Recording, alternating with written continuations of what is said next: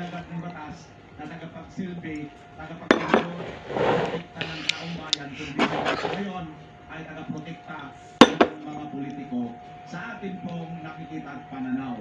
Ano sa inyo mga kababayan? Kayo po, wala kayo inyong comment. Comment lang kayo kung ano ba ang inyong nararamdaman nito kay Torre. Si Torre ba ay tagaprotekta pa ng taong bayan o tagaprotekta siya ng mga tambalus-lus ng mga politiko? Comment lang po kayo mga kababayan ha.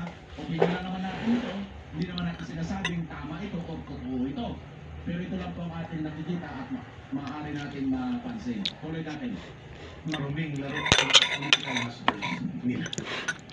Mga kababayan, muli, maraming salamat po sa pagsubaybay. Standby lang po muna kayo. Marami pa po tayong update na ibabahagi po namin sa inyo sa ating special coverage. Maraming salamat po. Bye guys.